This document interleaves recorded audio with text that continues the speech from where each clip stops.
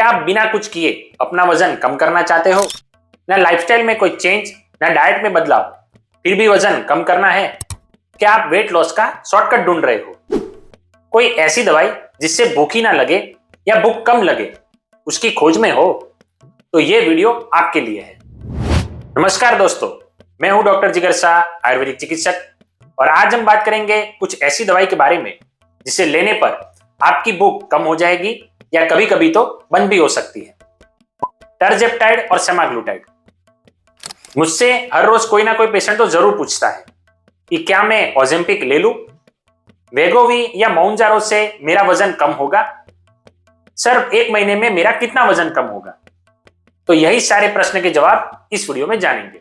आज हम जानेंगे ये इंजेक्शन क्या है, ये कैसे काम करते हैं, इससे कितना वजन कम होता है, इसके साइड इफेक्ट क्या है, और ये सारे विषय को आयुर्वेद किस तरह से दिखता है। तो एंड तक ये वीडियो जरूर देखिएगा, क्योंकि लास्ट में मैं आपको बहुत ही जरूरी सलाह देने वाला हूं। तो सबसे पहले जानते हैं कि ये दवाइयां या इंजेक्शन है क्या। सेमाग्लूटाइड, जिससे बनने वाली दवाइयां हैं ओजेम्पिक, वेगोवी, ये GLP-1 रिसेप्टर पे काम करते हैं। सबसे पहले ये टाइप 2 डायबिटीज में उपयोग में लिए जाते थे, पर अब इसे वेट लॉस में भी इस्तेमाल किया जाता है। टर्जेप्टाइड, जिससे बनने वाली दवाई है मोन्जारो, ज़ेपबाउंड, इसका इस्तेमाल भी टाइप 2 डायबिटीज के लिए पहले किया जाता था। ये GLP-1 और GIP दोनों रिसेप्टर पे काम करती है, इसलिए ये ज्यादा पावरफुल है। इसका प्रयोग भी आजकल वेट लॉस के लिए बहुत ज्यादा हो रहा है। चलिए अब हम जानते हैं कि ये दवाइयां वजन कैसे कम करती है। ये दिमाग को सिग्नल देती है कि भूख कम लगाओ। ये हमारे पेट की मूवमेंट को स्लो कर देती है। थोड़ा खाने पर भी पेट भारी लगने लगता है, बार बार खाने की इच्छा कम होने लगती है। इस तरह हम खाना कम खाते हैं, जिससे धीरे धीरे वजन कम होने लगता है। यह दवाई से कितना वजन कम होता है? रिसर्च के अनुसार सेमाग्लूटाइड से 10 से 15%, टर्जेप्टाइड से 15 से 20% वजन कम होता है। पर यह तभी संभव है जब दवाई नियमित रूप से ली जाए, साथ में डाइट और एक्सरसाइज की जाए और डॉक्टर का ऑब्जर्वेशन हो। याद रखें, दवाइयां बंद करने पर वजन बढ़ भी सकता है। इस दवाई के क्या साइड इफेक्ट है? मोस्ट कॉमनली जी मचलना, उल्टी होना, कब्ज होना, गैस बनना या डायरिया जैसी समस्या इससे हो सकती है। बहुत ही रेयर केस में पेंक्रियाटाइटिस यानी पेंक्रियास पे सूजन, गॉल ब्लैडर के संबंधित समस्या या थायराइड के संबंधित समस्या हो सकती है। जो महिलाएं गर्भवती है या जो स्तनपान करा रही है, उन्हें इसका प्रयोग नहीं करना चाहिए। बिना डॉक्टर की सलाह लिए इसका प्रयोग बिल्कुल नहीं करना चाहिए। चलिए अब हम जानते हैं कि आयुर्वेद इसके बारे में क्या कहता है। आयुर्वेद के चरक संहिता में नववेगान धारणीय अध्याय में 13 प्रकार के प्राकृतिक वेगों के बारे में बात की गई है, जिसमें भूख को भी स्थान दिया गया है। उसमें बताया गया है कि हमें ये प्राकृतिक वेगों को नहीं रोकना चाहिए।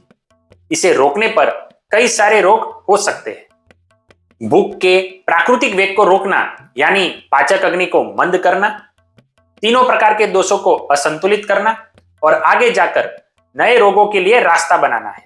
आयुर्वेद ने यह भी कहा है कि सभी प्रकार के रोग मंद अग्नि से उत्पन्न होते हैं, इसलिए प्राकृतिक भूख के वेग को हमें नहीं रोकना चाहिए।